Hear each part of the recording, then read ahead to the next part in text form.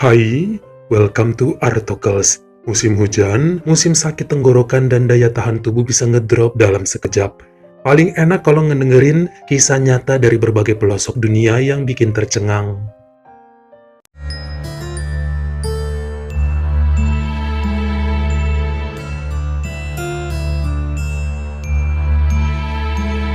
Gadis cantik ini bernama Agnes Serfontein yang lahir tahun 93 dan merupakan sekretaris pada perusahaan pengolahan biji yang berada di kota Pretoria, negara Afrika Selatan. Terkenal pintar dan ramah, banyak disukai pria tampan dan mengutamakan pendidikan dalam keluarga. Dirinya adalah anak sematawayang dari pasangan Marcel dan Ida Serfontein yang aslinya dulu dari wilayah Bloemfontein sebelum pindah ke Pretoria. Menjaga nama baik dan kehormatan keluarga sangat dijunjung tinggi sama mereka. Makanya sang ibu selalu ngajarin Agnes untuk mencari pasangan yang baik serta terhormat. Jangan ngasal, karena menikah itu kan sekali seumur hidup, jangan sampai menyesal. Calonnya harus datang dari keluarga baik-baik, sopan, serta menjalankan kehidupan beragama yang kuat. Hal ini juga yang menjadi salah satu pertimbangan gadis tersebut, makanya cukup lama dapat pacar yang pas. Nggak mau salah pilih hingga banyak menolak cowok yang datangnya dari tempat kerja ataupun kampus kuliah. Sekitar pertengahan tahun 2019, dia dikenalkan dengan seorang pria yang lebih muda setahun bernama Swart Erasmus yang memikat hatinya. Bekerja di Bursa Efek Pretoria baru beberapa bulan, karena sebelumnya di kota Johannesburg. Bahkan secara tersembunyi, mulai ngintip-ngintip ke akun sosmed milik Swart, yang nggak begitu banyak sih postingannya. Kelihatan bahwa lelaki tersebut dari keluarga terhormat, hobi tersenyum, dan dari komenan yang muncul rata-rata memuji pendidikan serta pekerjaannya. Saat itu sepertinya Swart jomblo hingga mulai bikin Agnes penasaran. Makanya banyak nanya lagi sama teman kerja yang kemarin ngenalin, yang kebetulan sekelas sama Swart waktu SMA. Diajakin ngumpul sampai beneran akhirnya dekat. Agnes yang awalnya berani minta nomor handphone, kemudian kirim pesan nanyain kabar, hingga gayung pun bersambut dan kencan keduanya dimulai. Pada September 2019, Agnes menyatakan perasaannya duluan yang diterima langsung sama Swart. 2 bulan kemudian lelaki itu ngebawa Agnes menemui pamannya di Johannesburg, karena pemuda itu kan yatim piatu. Baik Pak Marcel dan Bu Ida sangat menyukai Swart yang sopan, bertutur kata lembut, dan sering ngebawain makanan. Dalam beberapa kesempatan diajakin untuk makan malam bareng guna mempererat hubungan. Agnes ngerasa bahwa Swart adalah sosok yang dicarinya semenjak dulu. Dia baru 1 kali pacaran, itu pun waktu kuliah dan gak pernah ngerasa cocok lagi sama pria manapun. Hati kecilnya berkata bahwa lelaki itu adalah belahan jiwanya. Meskipun Swart lebih muda, namun kedewasaannya selalu muncul di berbagai situasi. Uangnya juga banyak menurut Agnes. Cewek itu langsung minta nikah yang disetujui sama cowoknya. Ibu dan ayahnya sih pengen mereka saling kenal dulu lebih lama. Baru juga 6 bulan pacaran, tapi naluri Agnes udah mengatakan cocok, dan tekadnya pun sangat bulat untuk menjadikan Swart sebagai suaminya. Pada hari Jumat 10 Januari 2020 saat keadaan mulai heboh dengan kemunculan pandemi, keduanya menjalani prosesi pernikahan dikala usia Agnes 26 dan suaminya 25 tahun.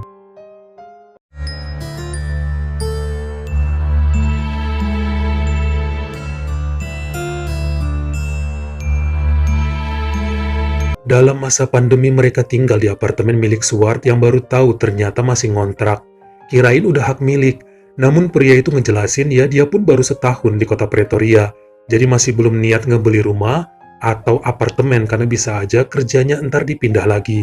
Bahkan sebulan kemudian, Agnes minta supaya berhenti dari kerjaannya dan ingin menikmati jadi istri rumah tangga. Ditolak sama Swart supaya bisa sama-sama menabung. Jangan gegabah dulu resign segala, terkhusus kala masa pandemi menyerang. Ini bikin perempuan itu marah. Pasangan lain mah kalau nikah istrinya disuruh berhenti kerja. Di rumah aja nyambut suami pakai lingerie. Kenapa kamu malah nyuruh aku tetap ngantor? Swart bilang ya karena uang mereka kan gak banyak.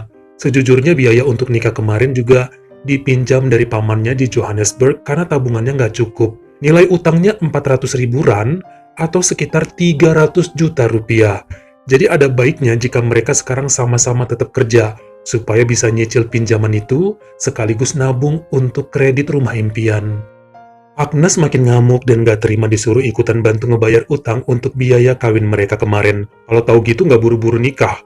Kenapa selama ini ngakunya kaya dan punya posisi bagus di kantor, kalau kenyataannya bokeh? Swart bilang dia nggak pernah ngaku-ngaku kaya, nggak pernah bilang jabatannya bagus, dan mobil yang dipakai selama ini juga kan milik kantornya. Agnes yang terus-terusan mepet ngedeketin dan nelfon-nelfon, ngintilin kemana-mana bahkan saat Swart ada pertemuan dengan beberapa rekanan bisnis. Lelaki itu pun ngaku dia justru dipindahkan dari pusat ke Pretoria karena emang kurang berprestasi, daripada dipecat yang ikut aja. Dalam beberapa hari pasangan itu saling diam, bahkan Agnes nunjukin muka murung dan suka ngelempar barang sana-sini di rumah, karena ngerasa dibohongin, tertipu mentah-mentah, apalagi waktu diajakin ke rumah pamannya Swart dulu ya di Johannesburg, kan rumahnya gede banget, ternyata ponakannya melarat. Di bulan Juli 2020 saat pandemi lagi gencar-gencarnya ngebuat Agnes dirumahkan, yang bikin keuangan makin terhimpit. Pendapatan Swart juga nggak banyak, karena dia punya cicilan utang biaya nikah sama pamannya. Sudah perjanjian di atas kertas tetap bayar tiap bulan. Agnes nggak mau orang tuanya tahu bahwa dia kesulitan ekonomi, serta berlaga bahagia hidup mewah di hadapan Pak Marcel dan Bu Ida. Bahkan saat ayahnya nanya ini, kapan mereka akan melaksanakan bulan madu, Agnes selalu bilang, entar-entar setelah kondisi kesehatan dunia sudah membaik. Dulu dia udah gembar-gembor akan melakukan perjalanan bulan madu keliling Eropa sama keluarga dan teman-temannya. Sekarang apalah daya, mau nambah utang. Tiap hari ngegerutu terus pada suaminya yang tetap sabar menghadapi kelakuan Agnes yang udah kayak orang stres. Awal tahun 2021 saat anniversary pernikahan sama sekali nggak ada acara apa-apa dibuat. Teman dan kerabat nanyain kok sepi amat nggak ada perayaan, bahkan sahabat deketnya yang kerja di travel agent ngejar dia terus. Soalnya kan dulu janji mau beli paket bulan madu keliling Eropa, tapi kok nggak beli-beli. Untuk ikutan ngumpul, beli baju dan tas pun udah nggak pernah, yang malahan kena sindir sebab masih pakai outfit dan aksesoris yang itu-itu aja dari dulu. Katanya punya suami kaya, kok bapuk. Sementara si Agnes pun udah nggak diterima kerja lagi sama perusahaan lamanya tanpa kejelasan. Makanya demi membungkam semua mulut-mulut yang mulai meremehkan dirinya, dipaksa Swart untuk minjem lagi ke pamannya supaya bisa melakukan bulan madu keliling Eropa. Ditolak karena dana yang diperlukan tidaklah sedikit. Agnes maksa, sampai kemudian terdiam saat Swart mengancam akan laporkan ke mertuanya mengenai duit mereka yang sebenarnya kosong. Kali ini sang suami tegas nggak akan kemana-mana, keuangan mereka terbatas. Lebih baik pikirkan kualitas hubungan daripada sibuk memenuhin keinginan orang supaya terlihat kaya. Akhirnya tiap hari cuma ngamuk aja kerja si Agnes dan terus menyesali pernikahan yang membuat dirinya menderita. Karena sekarang udah bokeh, nggak bisa hidup foya-foya.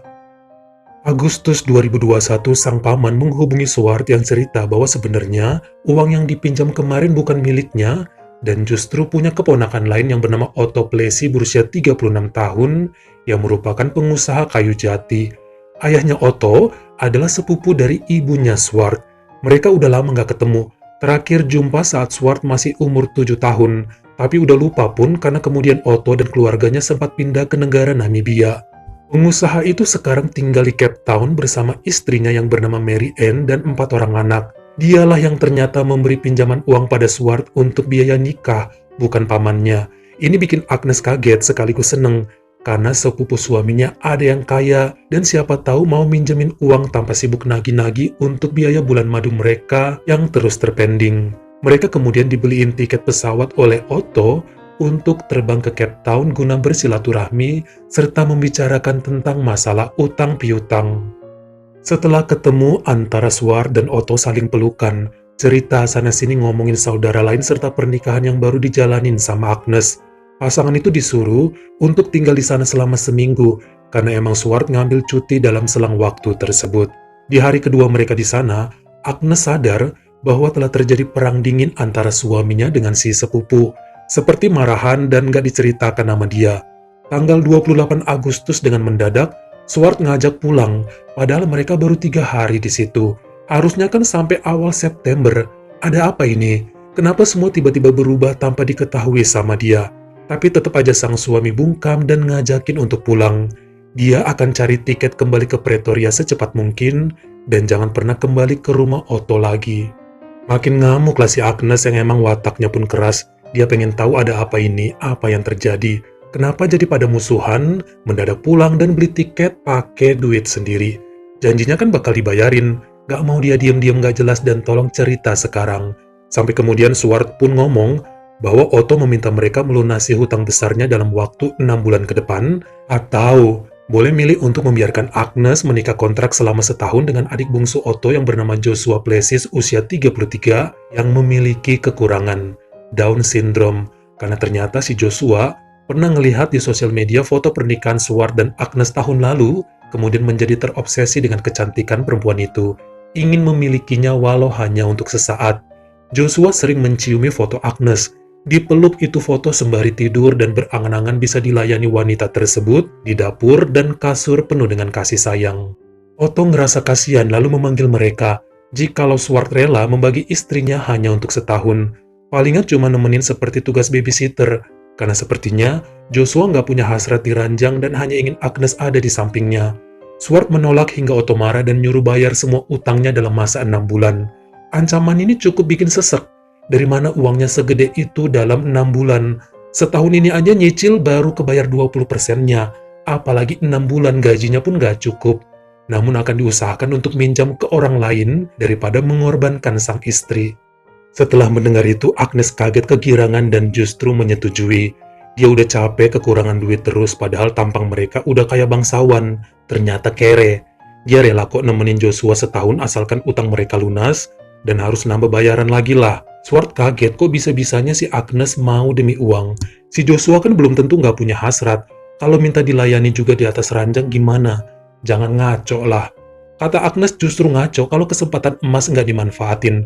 Uang tuh penting buat hidup. Cerai sama Swart pun jadi. Menang tampang doang tapi miskin, banyak gaya, nggak bisa beli apa-apa.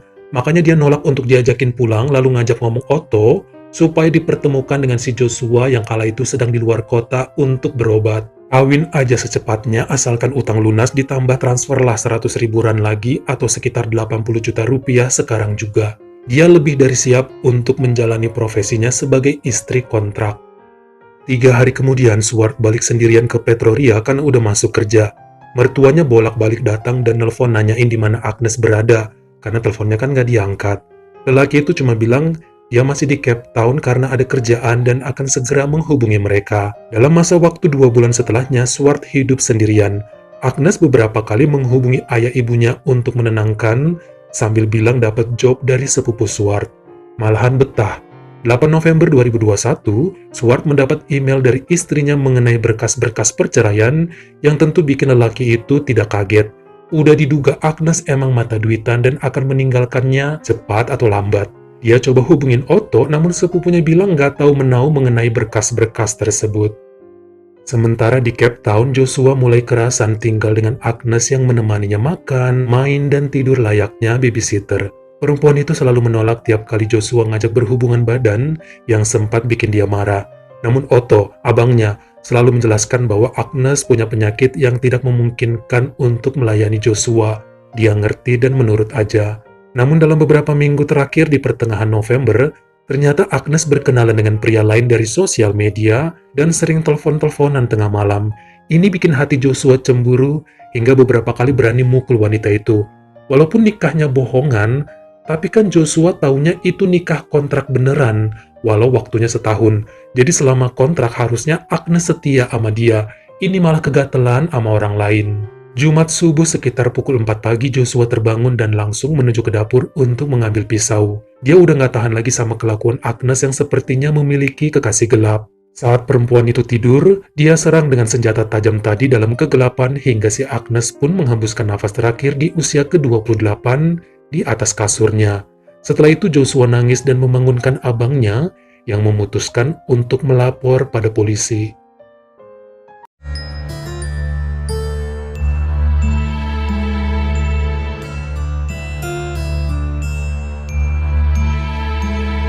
Tentu aja kedua orang tua Agnes kaget bukan main setelah tahu apa yang terjadi pada putrinya.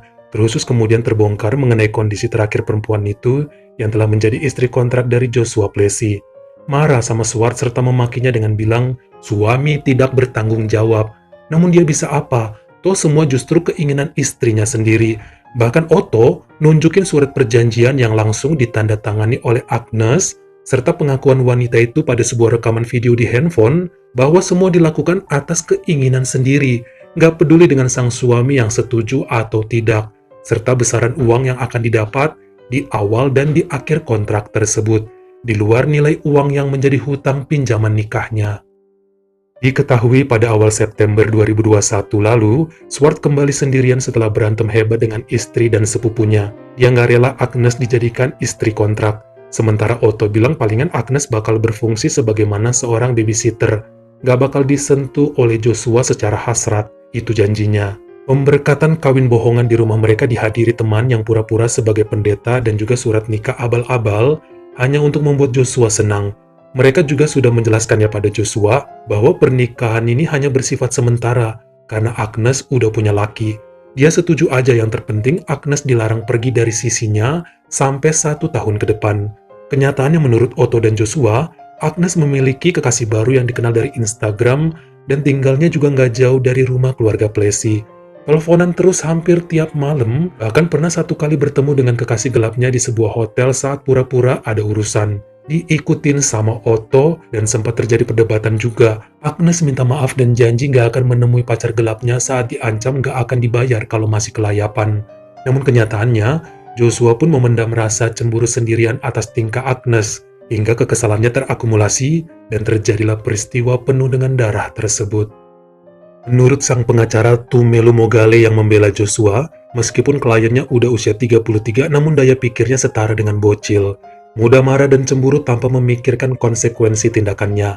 Agnes bikin dia kesel, padahal udah sering dinasehatin untuk setia sampai masa kontraknya habis. Namun tetap aja nggak bisa menjaga komitmen. Di lain tempat, Swart juga kecewa dengan sepupunya yang ngancem tentang utang dan tega berlaku seperti ini. Dia bukannya nggak mau mempertahankan sang istri, tapi si Agnesnya aja ngelawan terus dan nggak bisa diatur, ya mau berbuat apa? Bahkan sebelum istrinya kemarin ngirim email berisikan surat cerai, dia itu udah mempersiapkan dokumen untuk berpisah. Namun masih galau sambil mencari saat yang tepat untuk mengajukan perceraian. Setelah kejadian ini baru Otto dan istrinya minta maaf pada Swart. Kesehatan Joshua belakangan menurun dan seperti nggak punya semangat hidup. Dia sayang sama adiknya. Makanya saat Joshua minta mau jadi suami Agnes untuk 1 tahun, ia coba dikabulkan dan terbukti sempat kesehatannya meningkat drastis. Namun turun lagi saat Agnes punya pacar gelap. Sampai pada hasil keputusannya per hari Senin 11 Juli 2022, hakim dan juri di Pengadilan Tinggi Wilayah Cape Town menyatakan bahwa Joshua Plessy bersalah atas penyerangan yang mengakibatkan nyawa Agnes Erasmus melayang. Tuntutan tingkat 2 mengingat kondisinya tergolong pada kaum disabilitas, lalu mendapat hukuman 20 tahun kurungan, dipotong 1/3 karena keadaan kesehatannya. Dia akhirnya menerima 13 tahun penjara dan boleh bebas bersyarat setelah menjalani sedikitnya 10 tahun kurungan. 2 kali banding dilakukan pihak keluarga, namun tidak mengurangi hukuman. Otto dan istrinya juga sempat dituntut oleh orang tua Agnes, sebab dianggap yang mulai mencetuskan ide berbagi istri tersebut. Namun pada bulan Januari 2023, tuntutannya dibatalkan dengan pembayaran uang. Utang pernikahan Swart juga dianggap lunas oleh Otto, dan saat ini lelaki itu udah kembali ke Johannesburg. Bagaimana menurut kamu? Apakah kesalahan 100% ada di Swart dan Joshua? Padahal nampaknya semua terjadi justru karena keserakahan Agnes terhadap uang. Kalian komen di bawah. Kalau kamu suka sama video ini, jangan lupa klik like serta tombol share-nya.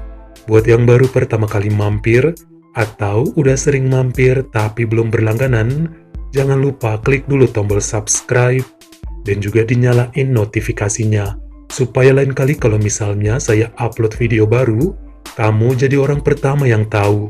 Follow juga Instagram saya jika berkenan di Artokles, S-nya 2, dan jangan lupa untuk nontonin semua video saya yang lainnya. Ingat ya, tetap jaga jari dan juga lidah kita, supaya nggak nyakitin hati orang lain. Terima kasih.